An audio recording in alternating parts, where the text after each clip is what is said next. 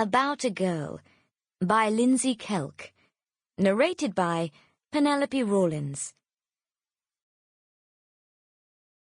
Prologue. I never meant for things to get so out of hand. I'd lost my job. I'd lost the love of my life. My mum wasn't talking to me. My best friend was epically pissed off. My flatmate probably had a hit out on me by now, and in 24 hours I would likely be homeless. But, swings and roundabouts. Considering how incredibly cocked up my life was, I felt surprisingly chipper. Happy, even. Stretching out as far as I could, I curled the tips of my fingers around the headboard and scrunched my toes up in the crisp white cotton sheets that had found their way to the foot of the bed. Everything was still, everything was calm, and I was smiling. Somewhere across the room, I heard a phone beep. Instead of jumping up to see who needed what and just how quickly I could get it for them, I concentrated on the sound of the shower running in the bathroom and pressed my lips together to refresh the tingling sensation before it faded away. The stubble burn that tickled my cheeks was altogether more stubborn. I was so happy. My best friend had been wrong. Everything was going to be okay. Probably. Not that there hadn't been some sketchy moments over the past week.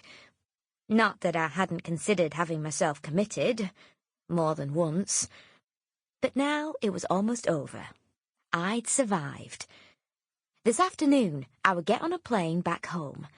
I would call everyone who needed calling, and instead of behaving like a jabbering shell of a human, I would be cool, calm, and collected, and make things right. If I could get through this past week, I could get through anything. 7 days ago, if anyone had even given me a hint of what was ahead, I would have crawled underneath my desk and refused to come out.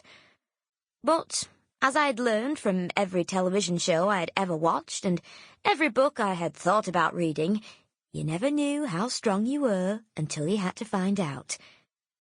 I was definitely stronger than anyone had reckoned. Either that, or I was clinically insane. It was a fine line.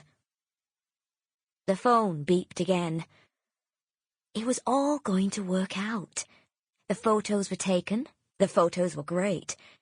Paige was going to be very happy. Mr. Bennet was happy. Kiki B didn't seem too bothered either way, but you can't have everything. All I had to do now was spend the rest of the morning lying in this bed, reliving all the terrible things I'd just done with a terrible man, and by this time tomorrow, I'd be practically home. Rolling onto my stomach, I was very, very glad I couldn't see the state of myself. My too long hair was all tangles. My carefully applied makeup was now carefully applied all over the pillowcases, and, let's face it, post-orgasmic smugness isn't a good look on anyone. If I'd seen me right now, I might have wanted to punch me. Not that post-orgasmic anything was a look I was terribly familiar with.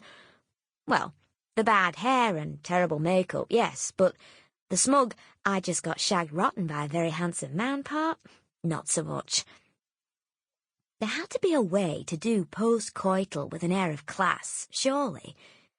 This was something they really did need to start teaching in schools. Maybe at the same time the nurse took the girls away to explain all about the wonderful world of tampons, she could give you a rundown on what to pack in the morning after kit. If there was one thing women needed to know, it was how to get thoroughly seen to without your gentleman friends sandpapering the top 3 layers of your skin completely off your face in the process. 3 more beeps.